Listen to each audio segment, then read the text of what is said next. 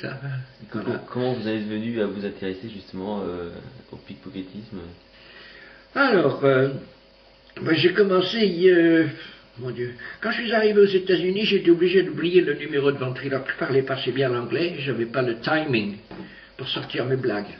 En France, ça marchait très fort. Mon numéro de ventriloque, au Moulin Rouge, ça faisait partie des 40 minutes qu'ils me donnaient. Hein. Je faisais 40 minutes au Moulin Rouge. Alors, deux parties. Et là, ça marchait très fort. Bon, mon baratin ça volait bas. Mon baratin, mon texte volait bas, mais enfin, ça volait bas ensuite pour les autres ventriloques qui ont repris, parce qu'ils ont repris le texte alors. Et ça volait bas pour eux aussi. Non, mais je faisais une engueulade avec la pianiste. La poupée s'engueulait avec la pianiste, c'était la bagarre, et c'était, bon, la pianiste en prenait pour son compte, c'était drôle, c'était repris par la suite, je sais. Enfin, bon, voilà, on en était où, aux États-Unis? Oui, On était aux États-Unis, puis ensuite, j'ai parcouru le monde, sans arrêt. J'ai eu la chance d'être au Lido très tôt. Et le Lido, je faisais 21 minutes sur 1h30 de spectacle. Ah oui. 21 minutes, oui. Et c'est là que vous avez développé vraiment... Au début, oui, j'étais tout jeune, plein d'enthousiasme, je m'amarrais, quoi, bon, puis ça marchait bien avec le public, il arrivait à faire, quelquefois je faisais des trucs pas terribles, en magie j'essayais des trucs pas terribles, mais ça marchait bien parce que je m'amusais, quoi, c'est tout, mais le numéro de pickpocket est déjà bien réglé. Quand je suis passé au Lido la première fois, c'était en 51. D'accord. En 51, et je l'ai fait dans les années 83, jusqu'aux années 83, 85. Plus de 30 ans. 30 ans. J'étais le numéro principal du Lido pendant 30 ans. J'y allais quand je voulais. Oui.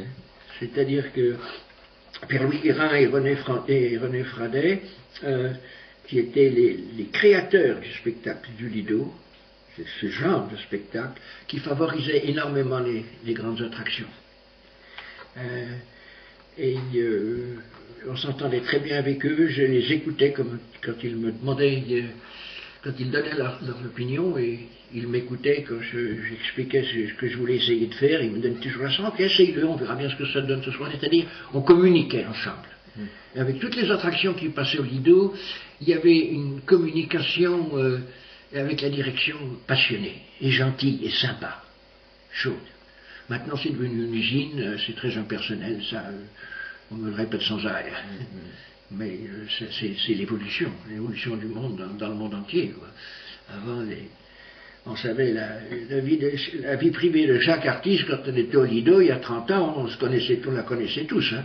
C'était comme une grande famille. Comme une grande famille. Et effectivement, étant donné qu'il y a beaucoup d'étrangers qui venaient au Lido, automatiquement, il y a des impresarios qui venaient, ou des directeurs de théâtre étrangers qui venaient. Et c'était, quand vous passez au Lido et vous faites un bon succès, il faut faire le succès. Ça, il n'y a pas un soir où vous pouvez faire moins de succès que l'autre soir suivant. Il faut que ça soit égal. Et donc, quand il y a un étranger ou une direction artistique étrangère qui se présentait au Lido pour voir le spectacle, si ça marchait, les contrats affluaient. Il arrivait un moment où les contrats affluaient tant que, vous allez certainement penser que je suis immodeste, mais j'étais engagé 2 ans à l'avance, oui. Pendant des années et des années et des années. Et plus il fallait m'engager à l'avance, plus les impresarios montaient mes prix. C'est-à-dire c'est l'offre et la demande. Il dit, écoutez, vous pouvez très bien le signer maintenant, vous l'aurez dans 2 ans, dans 17 mois, ou dans 18 mois, mais vous ferez mieux. Bon, donc les prix montaient. Hein. Si plus vous êtes engagé à l'avance, plus vous êtes assuré de toute façon de ne pas crever de faim. Et puis non, vous êtes assuré du contrat, quoi. Et puis, mais c'est à ce moment-là qu'il faut assumer. C'est-à-dire, vous ne pouvez pas faire un bon succès au Lido et vous casser la figure à Buenos Aires. C'est là. Donc il fallait apprendre plusieurs langues. Heureusement, je m'exprimais bien en anglais, ensuite j'ai vite appris, puisque j'avais déjà appris un peu l'anglais au lycée Henri IV. J'étais au lycée Henri IV jusqu'à la seconde. J'ai pas passé le bac. Je suis taillé avant, je commençais. Et il faut au moins parler 3 langues. Je pense que si vous faites un numéro parlé visuel, d'abord, il faut parler l'anglais, l'espagnol et le français. je crois. Parce que l'espagnol, vous avez toute l'Amérique du Sud, l'anglais, les 3/4 du monde, et le français, un peu. Oui, puisque la France, on n'est que 1% de la population mondiale. Alors pour avoir un numéro international qui marche fort, tout ça, il faut savoir faire quelque chose qui va plaire également. C'est la même chose si vous allez au Japon, ben, il faut au moins apprendre 5 ou 6 phrases de japonais, et puis vous les polissez progressivement, même si vous faites une erreur, que le gars qui va vous donner les phrases phonétiquement, vous lui dites d'essayer de faire un jeu de mots comme quoi je me suis trompé, que la phrase peut avoir un autre sens. C'est pareil que si un Américain, une dame américaine dans la salle, vous lui demandez de faire quelque chose, vous la remerciez, vous dites merci madame, ou thank you madame, et puis vous continuez en disant oh pardon, I call you madame, but I don't even know your profession. Je vous appelle madame, mais je ne connaissais pas votre profession. Alors, bon, c'est des choses qui font que bon, les gens s'amusent, quoi, et même si le numéro n'est pas très maîtrisé, bon, ça fait partie de la présentation, quoi, finalement.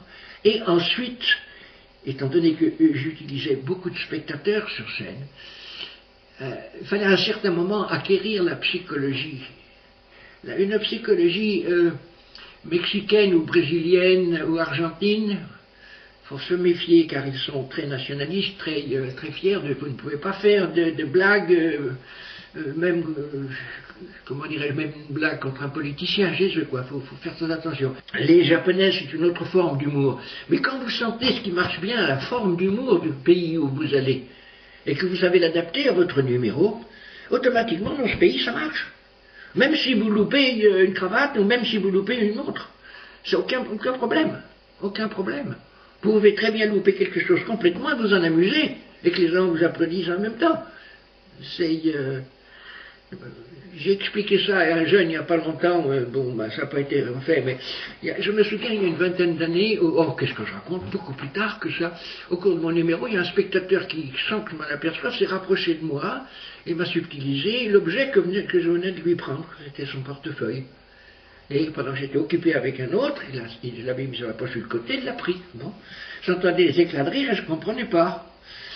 Et à ce moment-là, il faut avoir une réaction, il faut se dire qu'est-ce que je vais faire. Alors la réaction, je posais à plusieurs magiciens déjà, et tous ils me disent ah bah dis donc comment tu t'en es sorti, etc. J'ai fait applaudir le type. Donc les gens se disent oh bah il n'en veut pas, il s'amuse. Okay. Bien entendu, je me suis débrouillé quand je lui ai repris pour lui pocher autre chose. C'était normal quoi. Mais c'était pas préparé, mais c'était devenu presque un petit sketch improvisé. Si vous savez le plaisir que j'ai eu dans ma vie d'improviser un peu tous les soirs, bien sûr il y avait un petit pourcentage de préparation. Le numéro durait 21 minutes et je faisais 16 minutes sans aucune préparation. Bien entendu, et ensuite il y a une mise en scène, mais elle peut très bien être une préparation devant vous sans que vous vous en apercevez.